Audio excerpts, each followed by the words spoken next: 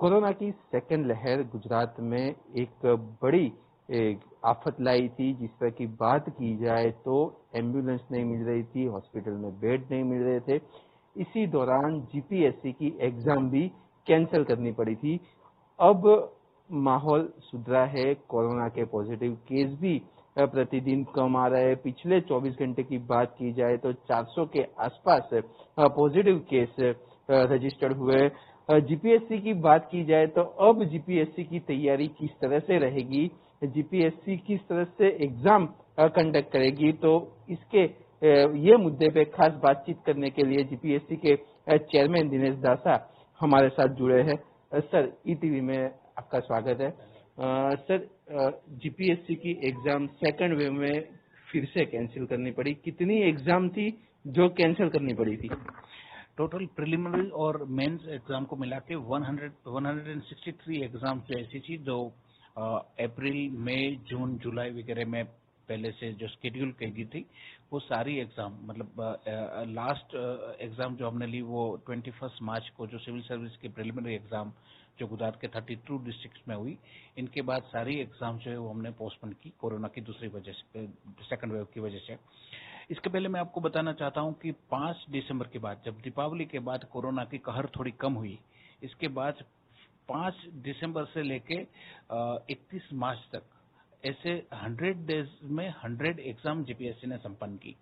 और ये जो कोरोना की जो सेकंड वेव शुरू हुई, जैसे मान लीजिए अप्रैल से शुरू हुई, तो ये जो सारी 100 एग्जाम्स जो दिसंबर और मार्च के बीच में जो कंडक्ट हुई थी, वो सारी एग्जाम्स के रिजल्ट जीपीएससी ने, मतलब while working from home, GPSC ने ये 100 एग्जाम्स के रिजल्ट पब्लिश करने शुरू किए। और मुझे बताते हुए खुशी हो रही है कि आज 4 या 5 एग्जाम्स को छोड़ के सारे एग्जाम्स के रिजल्ट निकाल दिए। इसके अलावा जीपीएससी के पास हमने टेक्नोलॉजी का भरपूर, मतलब सारे पहलू जो है जीपीएससी की जो एग्जाम के, उसमें हम लोग टेक्नोलॉजी का इस्तेमाल कर रहे हैं। Right from inviting application to publication of the result, ये सारे ऐसे जो स्टेजेस है जहाँ पे टेक्नोलॉजी कहीं ना कहीं इन्वॉल्व है। तो पहले ये हुआ करता था कि जब हम लोग एग्जाम्स के रिजल्ट निकालते थे, तब कैंडिडेट को अपने डॉक्यूमेंट्स जमा करवाने के लिए जीपीएससी के ऑफिस पे आना पड़ता था, या पोस्ट से वो भेजते थे। आपको पता है कि पोस्ट भी एक लॉकडाउन के दरमियान मतलब वो भी बंद था। तो ये टेक्नोलॉजी की जो हम लोगों ने एक इंटीग्रेटेड एप्लीकेशन स्क्रूटिनी सिस्टम करके नया सॉफ्टवेयर जो जीपीएससी ने इंट्रोड्यूस किया है, जिसकी भारत सरकार की जो इंफॉर्मेटिक्स, जो मतलब एनआईसी का जो एक क्वार्टरली बुलेटिन है, उनमें भी उनका जिक्र किया गया।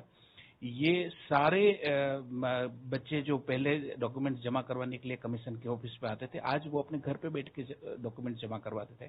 तो ये 2 महीने जो लॉकडाउन रहा, जिसमें वर्क फ्रॉम होम रहा, 50% स्टाफ के साथ हमने काम किया, तो जीपीएससी के सारे एम्प्लॉय ने ये जो डॉक्यूमेंट्स अपलोड हुए, जो रिजल्ट है वो सारा हुआ।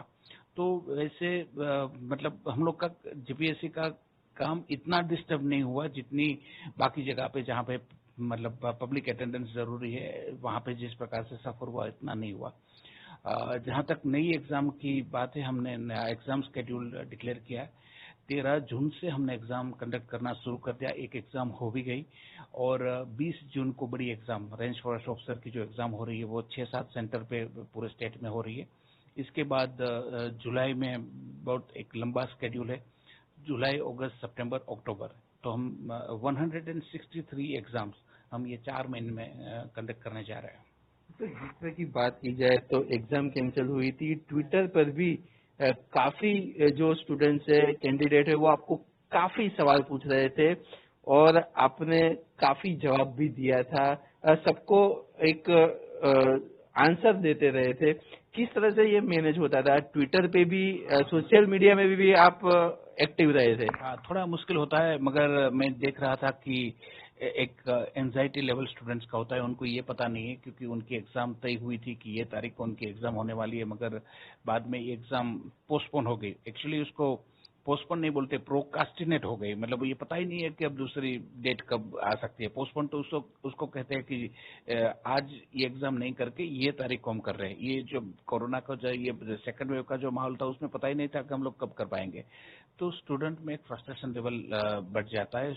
बहुत सारे स्टूडेंट ऐसा होता है जो कहीं ना कहीं पे जॉब करते हैं और जॉब छोड़ के छुट्टी लेके जीपीएससी की एग्जाम की तैयारी करते हैं। तो just to address their grievances and their queries, तो मैंने आस्क चेयरमैन करके एक हैशटैग मतलब चलाया था। मैंने कहा था कि आपकी जो भी क्वेरी है आप आस्क चेयरमैन करके इस पे पोस्ट कीजिए, और मैं संभवतः जितनी हो सके उतनी ट्राई करूंगा कि मैं आपकी क्वेरीज का आंसर करूं। और आप देख रहे हैं बच्चे खुश भी है, मतलब they are happy that they are getting answer of that question, their question, और बस ऐसे चलता रहता है। सर, दूसरी बात की जाए तो कोरोना के थर्ड वेव की भी आशंका जताई जा रही है। गवर्नमेंट ने एक एक्शन प्लान भी बनाया है। जीपीएससी की बात की जाए तो ये जो एग्जाम जो कंडक्ट होने वाली है अक्टूबर तक, कौन से प्रोटोकॉल से रहेगी, मेन जो फोकस रहेगा, एक ब्लॉक में कितने कैंडिडेट एग्जाम दे पाएंगे सर? ये जो मतलब सोशल डिस्टेंसेस के सारे जो प्रोटोकॉल जो गवर्नमेंट की जो गाइडलाइन है उसको बिल्कुल फॉलो की जाएगी। एक क्लास में ज़्यादा से ज़्यादा 24 कैंडिडेट को हम बिठाएंगे। इसमें से जो ये 163 एग्जाम्स की जो मैं बात कर रहा हूँ उसमें 16-17 मेंस एग्जाम को निकाल के और 6-7 बड़ी प्रीलिम्स एग्जाम निकाल के बहुत सारी एग्जाम जो है वो ऑनलाइन है। ऑनलाइन के लिए जीपीएससी की जो अपनी बिल्डिंग है वहाँ पे ही पूरा एक डिजिटल इंफ्रास्ट्रक्चर हमने एस्टेब्लिश किया है, और सारे बच्चे वहाँ पे आएंगे और वहाँ पे भी मतलब सोशल डिस्टेंसिंग की जो भी नॉर्म्स है उसको हम स्ट्रिक्टली फॉलो कर रहे हैं।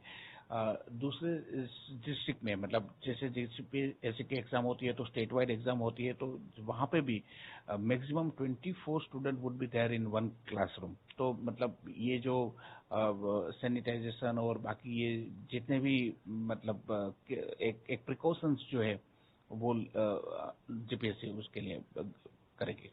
Thank you sir. तो ये थे जीपीएससी के चेयरमैन दिनेश दासा।